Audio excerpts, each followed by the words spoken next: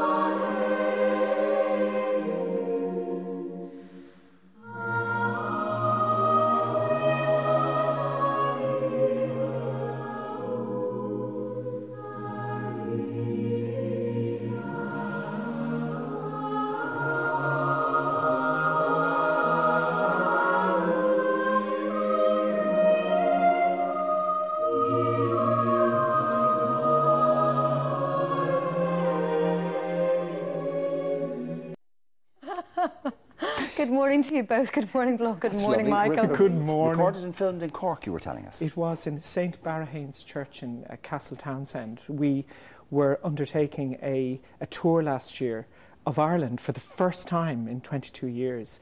Wow. And it took us to some wonderful places, and we couldn't resist filming that while we were in Castle Townsend. With the magnificent stained glass of Harry Clark. Yeah, wonderful. Directed and produced and basically run by you. Well, thank you very much. Now you mention it, yes. Il Duce. Not that he's a control freak or anything. A little of control freak. In control freak definition, he has his own separate category. Yes, you're absolutely right. And his twin brother told me that. A lot of success in America in the last couple of years, Michael, particularly in the world music charts. Well, we've been involved in 2 huge projects over there. One was the Celtic Origins project a few years ago, where we made a special for American television which was broadcast across 220 channels.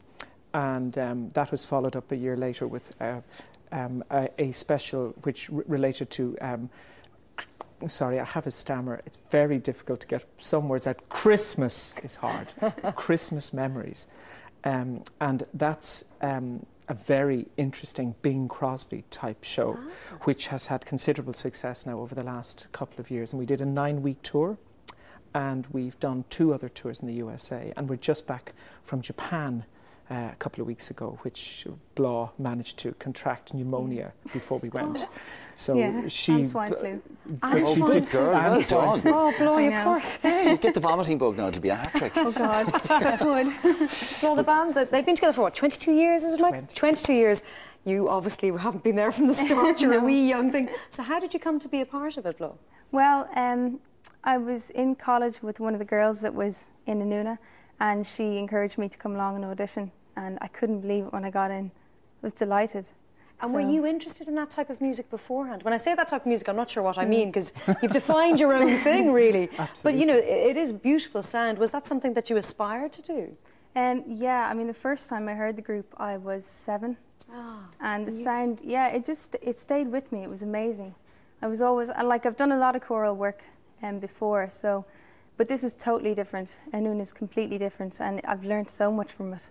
Actually, try and explain it, Blath, if anybody hasn't seen, and I know it's almost impossible, yeah, it is. But just give people a flavour of what they could expect to see if they went along. Well, there's a lot of movement.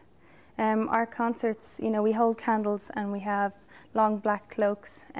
It's very atmospheric. Quite theatrical, isn't it? Yeah, very peaceful as well. It's a whole experience. It's not like just listening. You know, you get to see it and you get to kind of feel, you know, everything we do. Concerts are great. It changes people's accepted perceptions of what choral music is about. I think it's very interesting. Actually, she just mentioned that. It reminded me of Japan, one of the shows that Blath actually, she flew herself over for the end of the tour, but because she couldn't keep away from Japan or Japanese food. But one of the things I remember most about that tour was performing to a Japanese audience where when the lights raise up, the audience are all crying, which is quite extraordinary. See, the Japanese are very emotional and they don't hide things. So sometimes when we're in Europe, people come up and they say, oh, that was wonderful, or America, that was lovely. But in Japan, they don't have an artifice. They go, that touched me in my heart, and they're bawling, which is wonderful. Is there a spiritual element to it all, Very Michael? much There so. is, yeah. But the music in it, I mean, in a lot of cases, you'll hate me saying this, right, but the lyrics don't actually matter. And in some senses, as a devout music lover, it's the noise that matters. It is a beautiful noise, and that's what affects you.